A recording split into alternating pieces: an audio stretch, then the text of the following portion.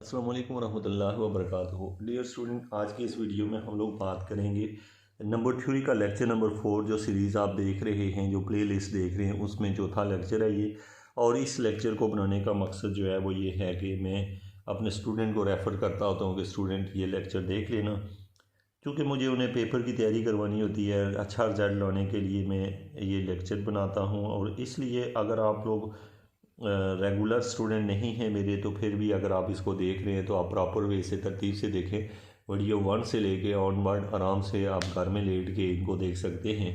और आप फिर पूरे को वीडियो देखने के बाद जितने भी टाइम की ये वीडियोज़ हैं आप देखें। बहुत ज़्यादा हों तो 5 से 6 घंटे की होती हैं एक प्ले लिस्ट के अंदर, तो वो जो होती हैं उससे आपका कोर्स कंप्लीट तैयार हो जाता है और आप कंप्लीट नंबर ला सकते हैं। ऑब्जेक्टिव पॉइंट ऑफ व्यू से भी ये चीज़ें आपको हेल्प करती हैं।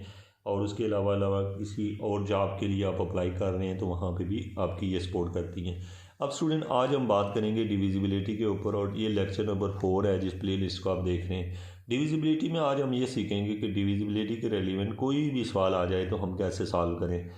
यानी कि एक होता है डिविजिबिलिटी का रिलेशन किसी और चीज़ के साथ। जैसे हम नंबर थ्योरी में जो टॉपिक डिविजिबिलिटी है, हम इसको ऐसे लर्न करना चाहते हैं कि बस लाइफ टाइम हमें बस डिविजिबिलिटी के बारे में जो भी बंदा जो पूछे हम उसको आंसर कर सकें, पेपर में जो आए हम लिख सकें, हमेशा के लिए इसको हम क्लियर कर सकें और ऑल टाइप ऑफ थ्योरम भी कर सकें। ये बेसिक इसका थीम है इस लेक्चर का। अब आपका सवाल ये यहाँ पर ये है कि मतलब जैसे मैं आपको यहाँ पे बताना ये चाहता हूँ कि मुझे कोई कहता है कि डिविजिबिलिटी को किसी और चीज़ के साथ कनेक्ट करो, तो मैं इसको कनेक्ट तो नहीं कर सकता।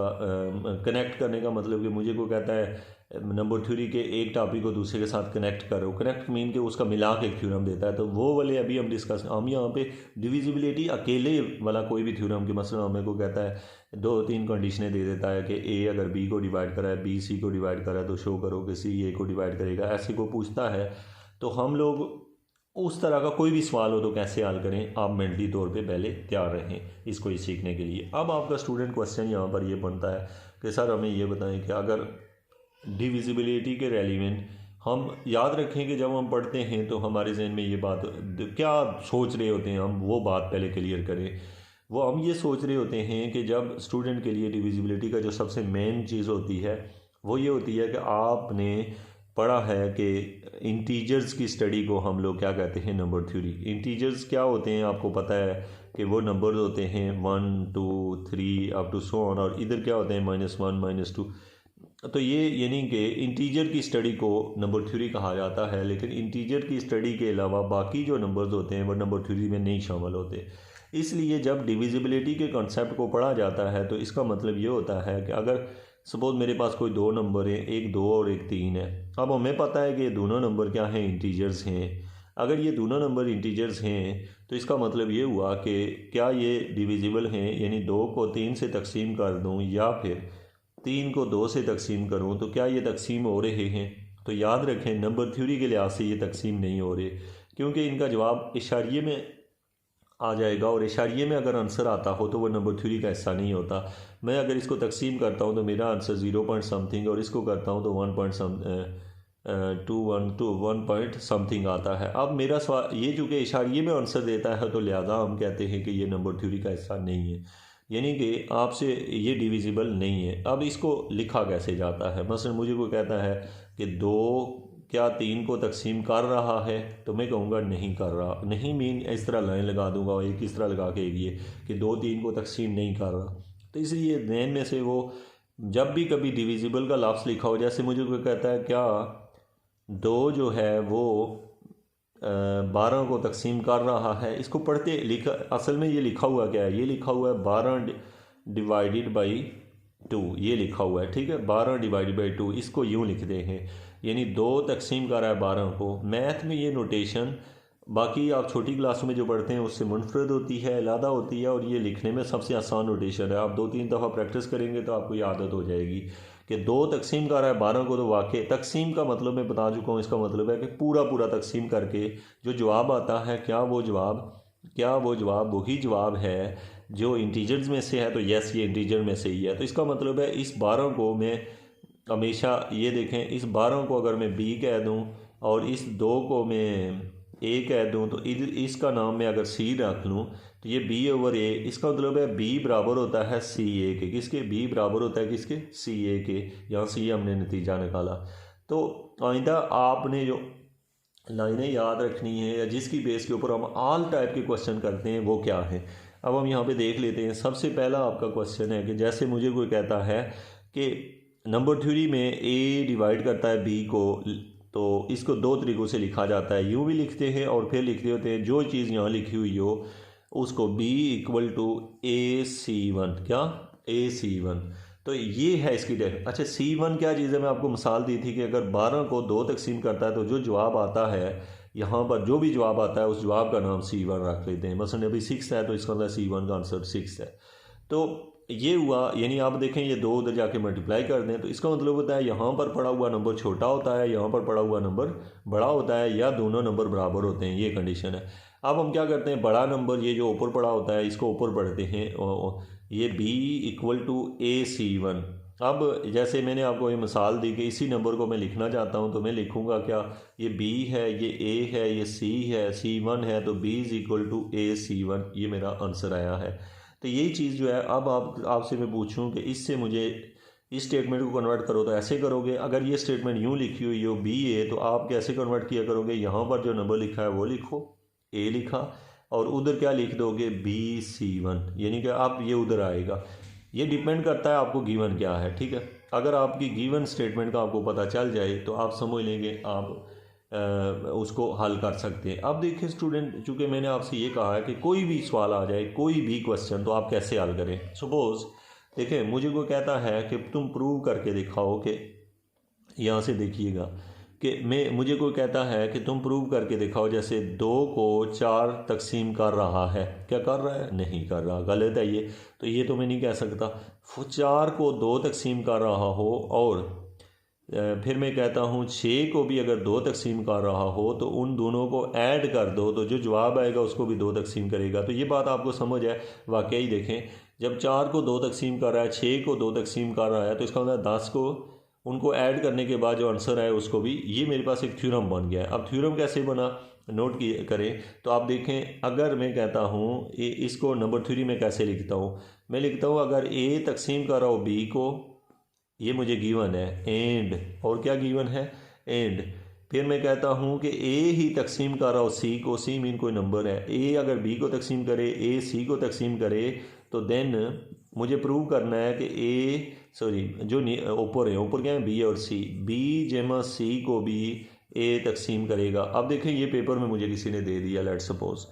अब नोट करें कि ये क्या कोई भी सवाल है आपके पास, यानी कि मुझे दिया हो क्या, ये दोनों ऊपर है ना, जैसे मैंने मिसाल दी आपको, तो बी जमा सी को भी क्या तकसीम कर रहा है? ए। ये बात आपने शो करनी है।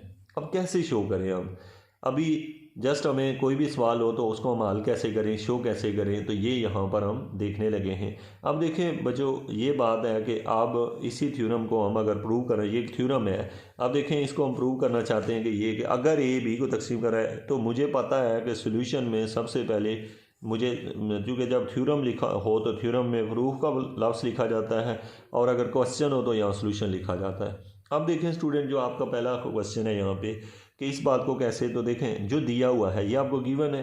आपको क्या गिवन है? गिवन चीज़ें यहाँ लिखो। गिवन क्या है? ए तकसीम कर रहा है बी को, तो इसका मतलब क्या है? नंबर 3 मैंने आपको बताया हुआ है कि बी बराबर हो गया C1A। ये बन गई इक्वेशन नंबर 1।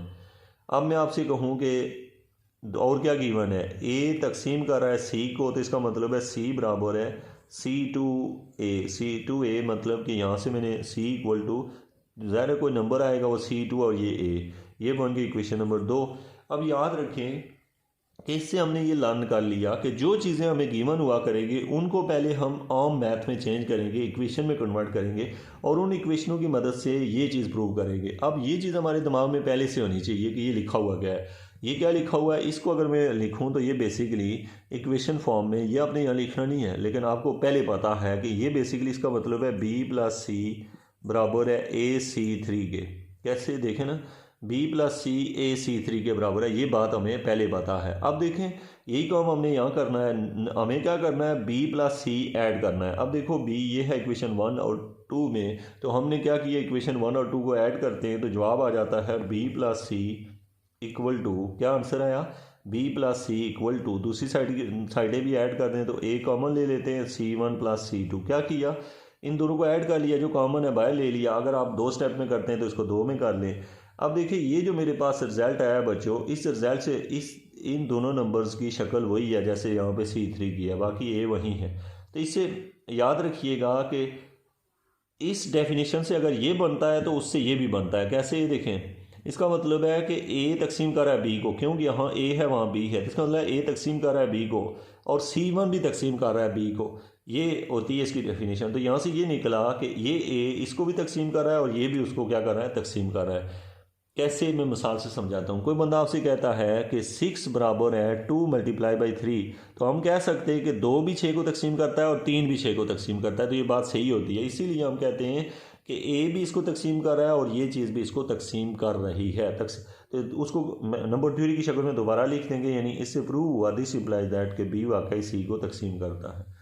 जो इस थ्योरम से मैं आपको प्रूफ देना चाहता हूँ, या कोई भी सवाल आपके पेपर में आ जाए तो आपको जितनी स्टेटमेंटें दी हुई हों उनको मैथमेटिकल फॉर्म में कन्वर्ट करें, करके जैसा पूछता है वैसा आंसर कर दें। तो ये था स्टूडेंट आपका क्वेश्चन, जो कि आपको इस तरह से वो पूछेगा, आपने उसको आंसर करना है। अब मैं आपसे अगर यही डिमांड करता हूँ, लेट्स सपोज कि आपको ये थ्योरम, हम तरतीब से अब चलते हैं कि कोई भी थ्योरम है तो आपने पहले क्या करना है, उसको नंबर थ्योरी में आपको जितनी भी पढ़ाऊँगा याद रखें, डेफिनेशन सीख के ना आपने डेफिनेशन को पहले आम मैथ में कन्वर्ट करना है, एक ही सवाल में नहीं, हर नंबर थ्योरी के 8 सवाल में। तो फिर उसके बाद जो है ना आपने वो कर देना है जिस तरह आम बच्चे जो होते हैं चीज़ों को जोड़ते होते हैं, छोटी क्लास में आपने पढ़ा होता है, वही सारा पैटर्न अपनाना होता है। तो इस तरीके से करके आप सवालों को हल करते हैं। अब यहाँ पर अगर मुझे कोई कहता कि तुम शो करो कि b - c इक्वल होता है इसके, तो मैं यहाँ पे ऐड करने के बजाय सब्ट्रैक्ट कर देता। अगर मुझे c-1 कहता कोई, तो मैं इसमें से उसको सब्ट्रैक्ट कर देता। ये डिपेंड करता है कि आप किस तरह से उसको लिखते हैं।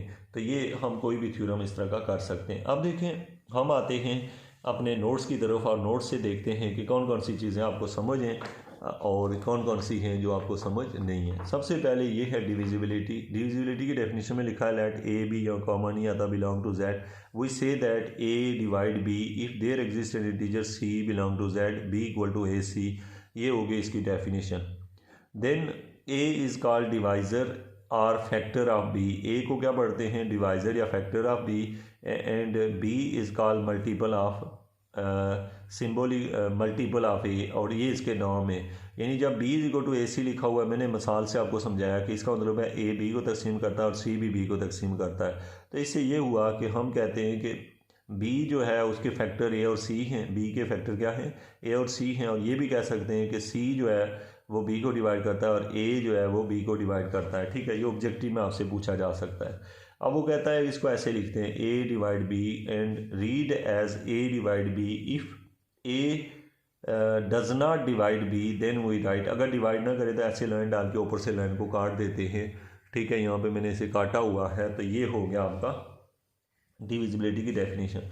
अब देखिए पहला थ्योरम है यहाँ के, प्रूव करो कि a 0 को तकसीम करता है। अब देखें क्या थ्योरम क्या है, a 0 को तकसीम करता है। तो अब आप देखें, मैंने आपको बताया हुआ प्रूफ क्या किया करें। प्रूफ में सबसे पहले लिखा करें प्रूफ किसी भी थ्योरम का, और फिर उस चीज़ को जो आपको दी हुई है वो लिखें, वो लिख के ना उसको मैथमेटिकल फॉर्म में कन्वर्ट करें। अब इसको मैथ की फॉर्म में कन्वर्ट करें तो ये क्या बन जाएगा बच्चों, 0 बराबर है a इंटू कोई ना कोई नंबर आ जाएगा 0। तो ये प्रूव हो गया। दिस इम्प्लाइज दैट 0 जो है a जो है वो 0 को डिवाइड करता है। प्रूव हो गया। कैसे, देखो ये गिवन था मुझे, इसको मैंने मैथ में कन्वर्ट किया। कैसे, मैंने लिखा 0 बराबर है a के साथ ज़ाहिर कुछ मल्टीप्लाई करूँगा, कोई c रखना था। अब वो c मुझे नहीं पता, वो 0 ही होगा डेफिनेटली, तो मैंने यहाँ 0 रख दिया। तो इससे प्रूव हुआ कि ये वाकई इसके बराबर होता है। 0 मल्टीप्लाई में a 0 हो जाएगा। तो इससे प्रूव हुआ कि a 0 को तकसीम करता है। तो ये आपका पहला थ्योरम प्रूव हो गया है। ठीक है, अब हम आते हैं डिविजिबिलिटी के ऊपर। यहाँ पर आप देखें तो ये है इफ़ a b को तकसीम करे एंड c कोई इंटीजर हो, देन a डिवाइड करेगा b c को। ये बात आपको प्रूव करनी है। अब देखिएगा मैंने आपको जो चीज़ सिखाई हुई है वो क्या है। आपने सबसे पहले क्या लिखना होता है, आपको गिवन क्या है। थ्योरम के मुताबिक जो आपको गिवन है वो यहाँ लिख लें। गिवन क्या है, हमें दिया हुआ है a तकसीम कर रहा है b को, गिवन है। प्रूफ आ गया हमारे पास।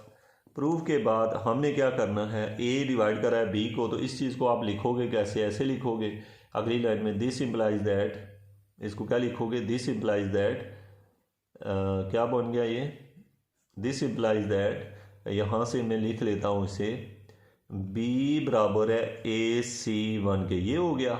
आप देखें स्टूडेंट, उसने कहा कि लेट कोई सी है, आपने तो सी बिलोंग टू जेड, तो ये प्रूव करना है। तो यानी इसका मतलब है कि मुझे बी के साथ सी चाहिए। तो आपको पता है ये मैथमेटिकल इक्वेशन है, मैथमेटिकल इक्वेशन के साथ दोनों साइडों पे सी मल्टीप्लाई करने से कोई फ़र्क नहीं पड़ता।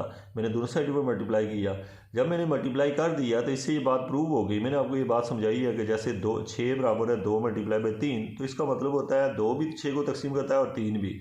तो इससे कि इसका क्या मतलब है, इसका मतलब ये है कि ए भी बी सी को तकसीम करता है, सी वन भी बी सी को तकसीम करता है और सी भी। मुझे चूँकि शो खाली ये वाला हिस्सा करना है, तो लिहाजा मेरा जवाब आ जाएगा ए अगले स्टेप में, दिस इम्प्लाइज दैट क्या हो जाएगा। अब आपने कहा कि ए तकसीम कर रहा है बी सी, बस ख़त्म हो गया। चूँकि मुझे यही वाला पार्ट चाहिए, कोई एक चाहिए ना, खाली यही चाहिए, तो ये प्रूव हो गया है। तो ये थ्योरम 3 लाइनों में प्रूव होता है। लेकिन इसमें जो चीज़ आपने सीखनी है वो ये है कि हमने पहले उसे कौन सी फॉर्म में लिखना होता है, मैथ हम इक्वेशन में, इक्वेशन से उसको कन्वर्ट करना है जैसा चाहिए, तो ये प्रूव हो गया। अगला थ्योरम देखें, इफ़ ए तकसीम कर रहा है बी को, तो देन इस थ्योरम में वो क्या कहता है, अगर ए बी को तकसीम कर रहा है, नोट करें कि अब मैं कहता हूँ कि ए अगर बी को तकसीम कर रहा है, ये मुझे दिया हुआ है, तो मुझे ये शो करना है। देन मेरे जी में लग गया कि ए सी को तकसीम करवाओ बी सी से। अब देखें ये तो थ्योरम है, प्रूफ नीचे लिखें। प्रूफ में पहले देखें गिवन क्या है, आपको क्या लिखा आपने, प्रूफ के अंदर गिवन क्या है, आप बताएं गिवन क्या है। ये चीज़ दी हुई है, तो अब मुझे दिया हुआ है ए डिवाइड कर रहा है बी को, दिस इम्प्लाइज दैट मुझे दिया हुआ है बी बराबर है ए सी वन के, ये मुझे गिवन है। अब मुझे चाहिए क्या, दोनों के साथ एक सी सी चाहिए। अच्छा इसका ये हमारे जहन में पहले से होता है, इसको भी कन्वर्ट करें तो ये यूँ बनता है ना, A C equal to B C two इसलिए अगर मैंने यहाँ कुछ रख दिया तो वहाँ था, तो मुझे असल में इस शक्ल में चाहिए। तो ये देखें यहाँ पे कमी किस चीज़ की है, इस सवाल में मुझे चाहिए क्या, यहाँ पे सी चाहिए, क्या चाहिए, सी चाहिए। तो मैं यहाँ पे ना इधर भी सी से मल्टीप्लाई कर देता हूँ, चूँकि मैथमेटिकल इक्वेशन है, इधर भी सी से। अब देखें यहाँ से क्या हुआ, मुझे ये दोनों, तो इसका मतलब है, मैंने आपको एक मिसाल दूँ कि जैसे मुझे कोई कहता है 10 नहीं 100 है, 100 या थोड़ा नंबर कर लेता हूँ 20। देखें 20 बराबर होता है 2 मल्टीप्लाई बाई 2 मल्टीप्लाई बाई 5। तो इसका मतलब ये हुआ कि देखें अगर इस 20 को 2 मल्टीप्लाई बाई 2 यानी 4 भी डिवाइड करता है, 2 मल्टीप्लाई बाई 5 यानी इन दोनों का जोड़ा भी 4 भी डिवाइड कर देता है, 2 मल्टीप्लाई 5 यानी 10 भी डिवाइड कर देता है, यानी कि 2 एक साथ भी डिवाइड कर सकते हैं। तो इससे ये प्रूव हुआ, हमें तो ये चाहिए ना, इसका मतलब है ए सी बी क्या करेगा, तकसीम कर रहा है बी सी को, यही हम शो करना चाहते थे, प्रूव हो गया। तो ये थ्योरम प्रूव होने में कितनी 2 लाइनों में हमने प्रूव कर दिया। लेकिन आपने जो सीखा वो ये है कि गिवन चीज़ को इक्वेशन में लेके जाओ और जैसा दिल कहता है वैसा कर दो, ये होता है इनको प्रूव करने का तरीका। अच्छा ये देखें इसने क्या किया हुआ है, यहाँ पे जो प्रूव हुआ है, आपने ऐसे प्रूव नहीं करना, यहाँ पे नोट्स पे देख लें, इतना बड़ा आप मुख्तलिफ किताबों में देखते हैं। तो भाई ये क्या है कि ये हमारे पास है, ये हमारे पास डेफिनेशन है, आपने डेफिनेशन लगाई और ये हल कर दिया। इस तरीके से आप कोई भी सवाल जो है वो आपने प्रूव करना है। अब देखें अगला सवाल क्या कहता है, नेक्स्ट वन।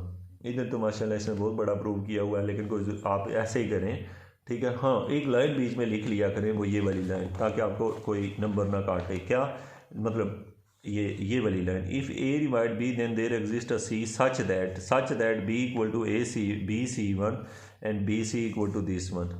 सॉरी ये बड़ा प्रूव नहीं है, ये तो यहीं पे इसने भी यहाँ तक कर लिया, ये यहाँ तक ख़त्म हो गया है। अब देखें अगला क्या है, अगला प्रूफ चेक करें। तो ये जो हो गया हमारे पास है, ये इतना ही उसने किया हुआ है।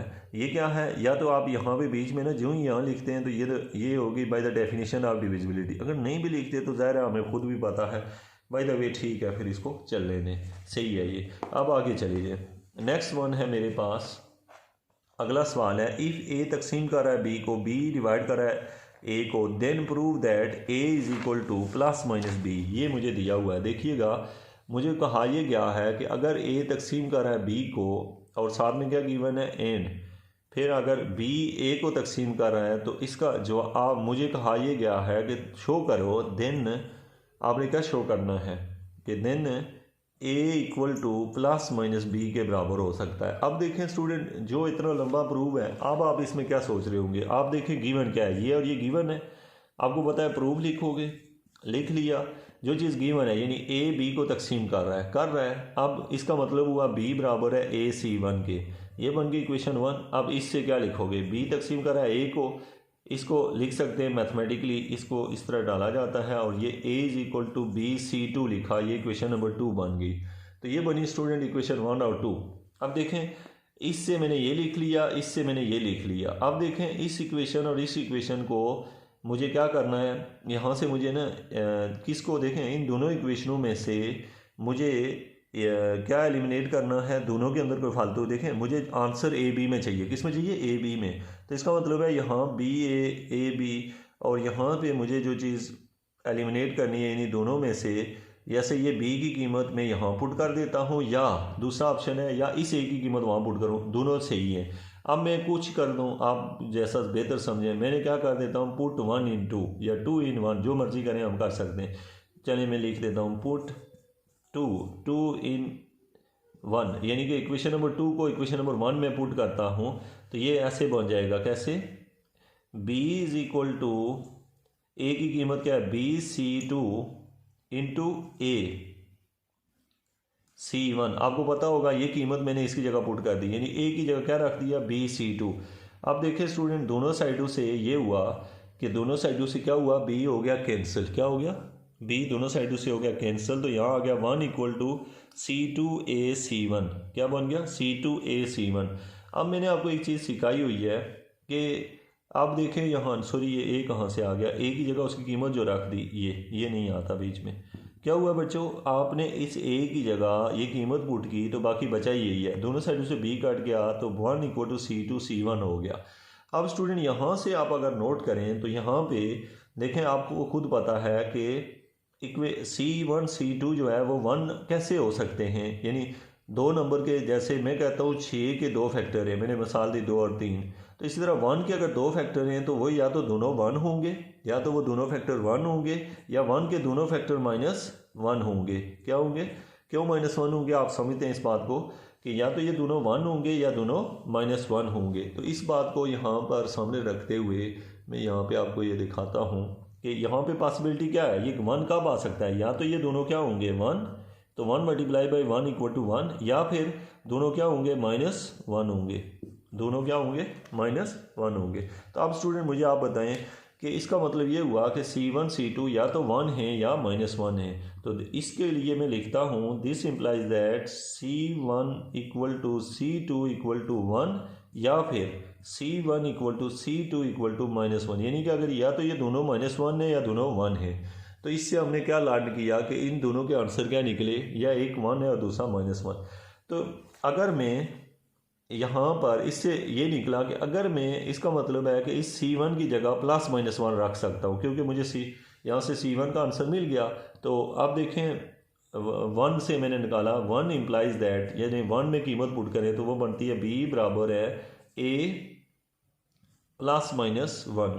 देखिए मैंने 1 इसकी कीमत पुट की, +-1 रख दिया। अब मेरे पास जो +-1 आया है स्टूडेंट, इससे ये नतीजा निकला कि या ये +-1 मैं इधर रखूँ या उधर रखूँ, एक ही बात है। यहाँ से ये लिख सकता हूँ A is equal to +-B, यही मैं शो करना चाहता था, क्योंकि ये इधर हो या उधर हो कोई फ़र्क नहीं पड़ता। तो ओवरऑल हमने इस छोटे से थ्योरम से ये सीखा, इंपॉर्टेंट थ्योरम है ये। तो ये कि हमें जो गिवन चीज़ होती है उसकी मदद से सारा थ्योरम हमने प्रूव करना होता है। नेक्स्ट थ्योरम की तरफ जाते हैं। अगला थ्योरम हमें क्या दिया हुआ है, ये है, इफ़ ए तकसीम कर रहा है बी को, बी सी को, देन ए तकसीम करेगा सी को। ये बात आपने शो करनी है। अब आपने गिवन क्या है जी, गिवन है आपको कि अगर हम कह रहे हैं, ये थ्योरम दिया हुआ है कि अगर ए तकसीम कर रहा है बी को, एंड फिर आपने कहा बी तकसीम कर रहा है सी को, देन आपने शो क्या करना है, ए तकसीम करेगा सी को, ये बात शो करनी है। तो आपको गिवन क्या है, ये दो चीज़ें दी हुई हैं, ये शो करनी है। तो मैंने आपको सिखाया है कि पहले लिखो प्रूफ, लिख लिया। इसमें जो गिवन है यानी ए डिवाइड बी, तो आपको मैंने सिखाया इसको लिखेंगे BAC1 इक्वेशन नंबर 1। और क्या गिवन है आपको, और गिवन है दूसरे नंबर पे जो चीज़ गिवन है वो है BC, तो इसको लिख सकते हैं C is equal to BC2, ये लिख दिया। ये इक्वेशन नंबर 2 हो गई, 1 और 2 इक्वेशन। अब देखें स्टूडेंट, आंसर में मुझे A और C चाहिए। अब जबकि इसका मतलब है मुझे नज़र आ रहा है कि आंसर में मुझे क्या नहीं चाहिए, B नहीं चाहिए। तो अब ये B की कीमत मैं यहाँ पुट करूँ तो यहाँ से आंसर आ जाएगा। मैं लिखता हूँ पुट इक्वेशन नंबर 1 इन 2 में, यानी 1 को 2 में पुट किया तो आंसर यूँ आ जाएगा। C बराबर है, B की जगह कीमत रख दी AC1 C2, ये रख ली। A क्या रख ली बच्चों, ये रख ली AC1 C2, क्या किया, ये कीमत वहाँ रखी। अब देखें ये कीमत रखने से मेरे पास जो रिजल्ट आया वो देखें, मैंने आपको बताया हुआ है इसके 3 पार्ट हैं। तो इसका मतलब है दिस इम्प्लाइज दैट ये A C को तकसीम कर रहा है, क्योंकि मैंने आपको सिखाया हुआ अगर ये 3 है तो इसका मतलब होगा A भी इसको तकसीम कर रहा है, C1 भी कर रहा है, C2 भी कर रहा है, तो हमें चाहिए खाली ये, तो प्रूव हो गया। ठीक है, ये आपका थ्योरम था। उसके बाद है नेक्स्ट थ्योरम देखें कि अगर A B को तकसीम करता है, A C को तकसीम करता है, तो ये लाइन आपने लिख के दिखानी है। अब देखेंगे इसका मतलब क्या है, आपको गिवन क्या है, थ्योरम क्या है। थ्योरम ये है कि अगर A तकसीम कर रहा हो, मुझे थ्योरम यहाँ पे ये दिया हुआ है, देखें कि अगर A तकसीम कर रहा हो B को एंड दूसरे नंबर पे A तकसीम कर रहा हो C को, अगर ये दोनों बातें सही हों तो देन ये हमने शो करना है A डिवाइड करेगा BX प्लस CY को। अब देखें आप इसको प्रूफ के अंदर जो चीज़ लिखते हैं वो मैंने आपको सिखाई है, जो गिवन है। A तकसीम कर रहा है B को, गिवन है, तो इसका मतलब क्या हुआ, इसका मतलब ये है ना कि दिस इम्प्लाइज दैट B बराबर है AC1 के। अब इसी तरीके से मैं क्या करूँगा, दिस इम्प्लाइज दैट, इसके बाद ये हो गई इक्वेशन नंबर 1। अब मुझे ये भी गिवन है तो मैंने लिख दिया A डिवाइड कर रहा है C को, मतलब ऐसे C is equal to AC2 रख देता, ये बन गई इक्वेशन नंबर 2, ये 1 और 2 बन गई है। अब देखिए स्टूडेंट, यहाँ पर B is equal to AC1 C equal to AC2, ये 2 इक्वेशनें हैं। अब मुझे चाहिए क्या, मुझे ये चाहिए ना, मुझे असल में B के साथ X चाहिए और C के साथ Y चाहिए। तो अब मुझे इक्वेशन 1 के साथ X चाहिए और 2 के साथ Y चाहिए। तो मैं क्या करता हूँ, इक्वेशन 1 को क्या करने लगा हूँ, मैं लिखता हूँ मल्टीप्लाइंग इक्वेशन 1 बाई X, क्योंकि यहाँ मुझे देखें ना B के साथ X चाहिए, तो ये बन जाएगा, आगे ये भी लिख लेता हूँ, and equation 2 by equation number 2 है उसको मल्टीप्लाई कर दूंगा Y के साथ। तो इससे देन फिर मैं आगे लिख देता हूँ, देन इनको क्या कर दो, ऐड, देन एडिंग, फिर उनको क्या करना है, ऐड करना है। मतलब ये कि देखें मैंने क्या किया, इसको मल्टीप्लाई कर लिया मैंने, जो कि बार बार लिखने से बेहतर है एक ही दफ़ा वो सारा आपका हो गया। यहाँ पर इक्वेशन 1 के साथ आपने मल्टीप्लाई किया X, तो क्या बनेगा, ये बन गया, सॉरी यहाँ पे मल्टीप्लाई किया जब X, तो ये बन गया student BX equal to AC1X, ठीक हो गया, AC1X। और दूसरी इक्वेशन क्या बन गई, ये C के साथ मल्टीप्लाई कर लिया Y इक्वल टू AC1Y, दोनों साइडों पे मल्टीप्लाई हो गया। अब देखें इन दोनों इक्वेशनों को हम ऐड कर रहे हैं तो लेफ्ट साइड लेफ्ट में ऐड होगी, तो ये आपके पास आ जाएगा, चूँकि शायद यहाँ पे लिखने की जगह हो, तो देखें अब मेरे पास ये दोनों को ऐड करें तो ये बन जाएगा BX plus CY equal to क्या आ जाएगा, इन दोनों को ऐड करें तो ये बन जाएगा बेटा, दोनों में जो कॉमन है A कॉमन है, तो ब्रैकेट में क्या रह जाएगा, नहीं A भी कॉमन है C1 भी कॉमन है, क्या कॉमन है, A भी और C1 भी, जो कॉमन होता है बाहर ले लें, ब्रैकेट में बच जाएगा बेटा X प्लस वाई, क्या बचेगा, X प्लस वाई। मैंने ना इन दोनों को ऐड किया तो कॉमन है, बाहर ले लिया। और ये अब देखें स्टूडेंट, जो हमारे पास यहाँ पे इस इक्वेशन की सिचुएशन है वो ये है कि, सॉरी इसमें एक मसला था, यहाँ C2 है, यहाँ पे क्या है C2 है, तो इसका मतलब ये कॉमन नहीं ले सकता, मैं खाली कॉमन लूँगा, एक से A कॉमन लूँगा और ब्रैकेट में रह जाएगा C1Y और दूसरे में आ जाएगा C2, नहीं C1 के साथ है X और C2 के साथ क्या है Y।